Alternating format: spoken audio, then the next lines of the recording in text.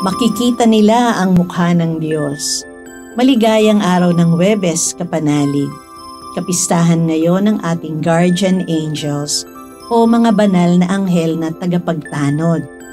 Pasalamatan natin ang Panginoon sa pagbibigay sa bawat isa sa atin ng isang guardian angel at happy feast day sa lahat ng ipinangalan sa mga anghel. Ito po si Sister Rose Agtarap ng Daughters of St. Paul para sa mabuting balita. Pagnilayan natin ang Ebanghelyo ngayon.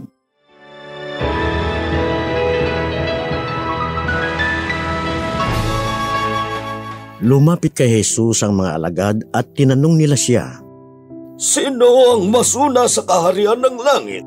Tinawag ni Jesus ang isang maliit na bata at ipinagitna sa kanila at sinabi, "Sinasabi ko sa inyo na hanggang hindi kayo nagbabago at nagiging katulad ng maliliit na bata, hindi kayo makapapasok sa kaharian ng langit. At nagpapakababa gaya ng maliit na batang ito. Siya ang pinakamalaki sa kaharian ng langit. At tinatanggap naman ako ng sino mang tatanggap sa batang ito nang dahil sa aking pangalan. Huwag sana ninyong hamakin ang isa sa maliliit na ito. Talagang sinasabi ko sa inyo na laging nasa harap ng aking Ama sa langit ang kanilang mga anghel sa langit."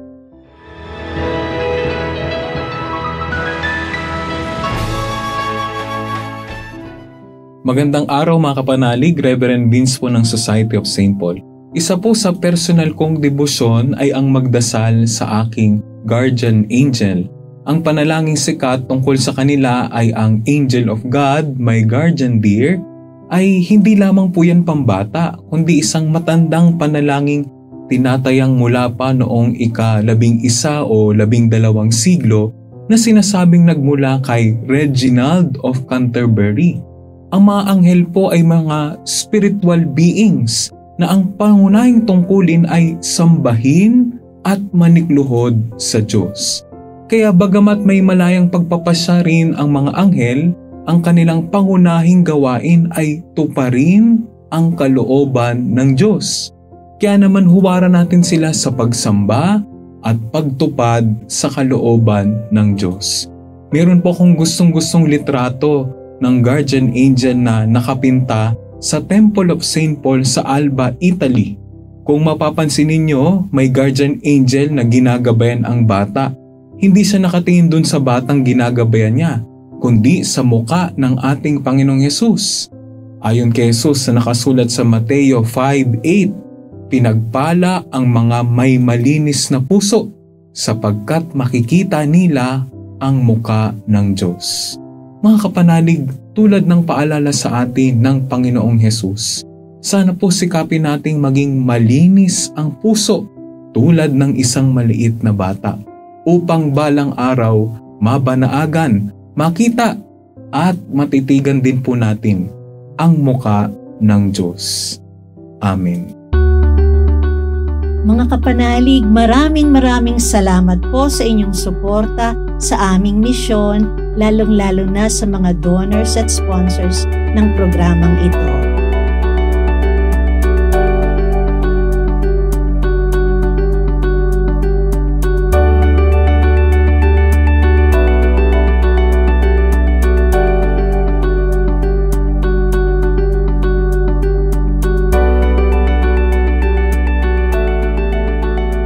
Subscribe, like, share, and follow po lines sa aming social media accounts.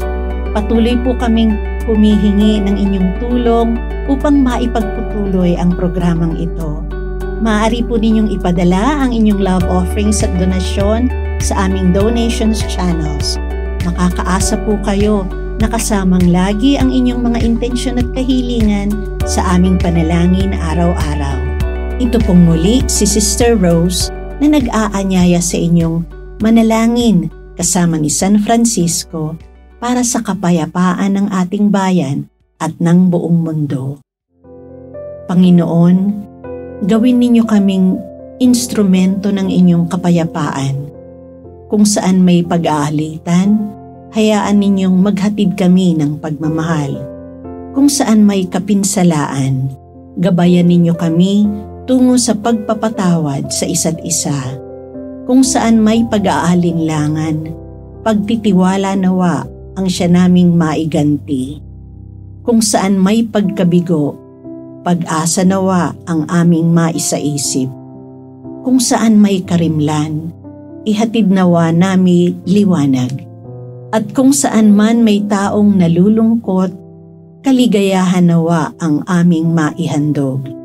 Naway lagi naming piliin ang magmahal sa aming kapwa na nilimot ng lipunan, kaysa asaming kami ang mahalin.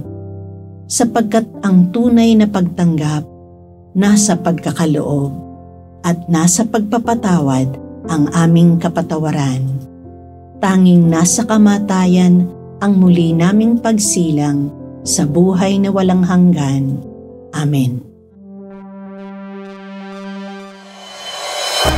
We are here to provide a new way of communicating and proclaiming the gospel.